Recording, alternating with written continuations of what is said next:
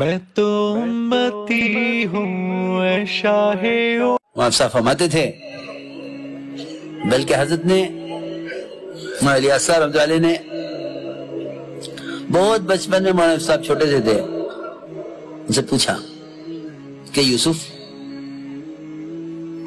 قطب بننا چاہتے ہو؟ کہ ہاں۔ کہ تمہیں قطبیت کا، قطب بننے کا نسخہ بتا دوں؟ لوگ تو سمجھتے ہیں کہ بہت ذکر سے آدمی قطب بن جاتا ہوگا۔ فرمایا قطب بننا چاہتے ہو؟ کہ جی۔ فرمایا کہ دیکھو، جہاں جس ماحول میں سنتوں کا خلاف، سنت کے خلاف ماحول ہو، جہاں سنت کے خلاف ماحول ہو، وہاں تم سنت پر عمل کیا کرو۔ یہ قطب بننے کا راستہ ہے۔ یہاں اچھے اچھوں کو دیکھا ہے، اچھے اچھوں کو، اللہ مجھے معاف کرے، میں کسی کو متہم نہیں کرتا، لیکن یہ حقیقت ہے، اچھے اچھے پڑھے لکھے، ان کی سنت کا مجاہدہ ان کے گھر میں نہیں ہے۔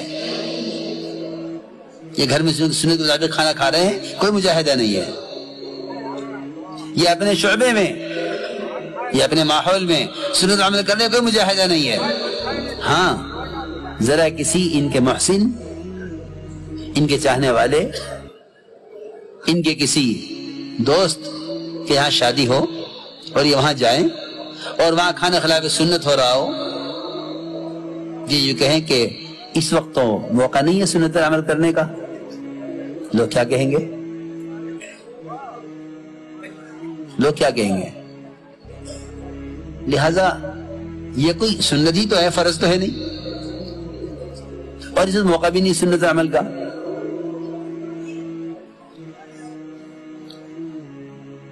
سنت پر عمل کرنا عمل کرنے کے لیے نہیں ہے، سنت عمل کرنا امت کو سنت کی تعلیم دینے کے لیے ہے۔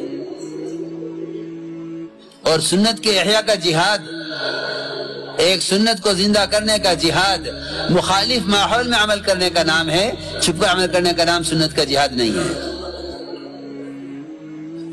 کیونکہ اتباع سنت اور احیاء سنت، اتباع سنت جہاد نہیں ہے، احیاء سنت جہاد ہے۔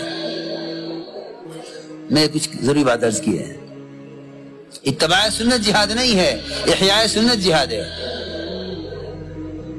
کہ آپ وہاں سنت کو زندہ کریں جہاں اس سنت کے خلاف ماحول ہے، ورنہ یہ بہروپی ہے، بہروپی ہے، جہاں جیسا موقع ہوتا ہے وہاں ویسا کر لیتے ہیں۔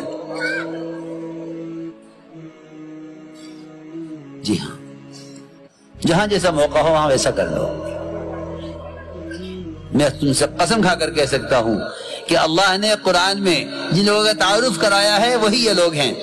وَمِنَ النَّاسِ مَن يَعْبُدُ اللَّهَ عَلَى حَرْفٍ، کہ یہ وہ لوگ ہیں کہ یہ اسلام اور کفر کے بارڈر پر چلتے ہیں، کنارے کنارے، اگر اسلام کی طرف خیر دیکھتے ہیں ادھر پلٹ جاتے ہیں، کفر میں خیر دیکھتے ہیں تو ادھر پلٹ جاتے ہیں۔ یہ حالات دیکھ کر چلتے ہیں، حکم دیکھ کر نہیں چلتے۔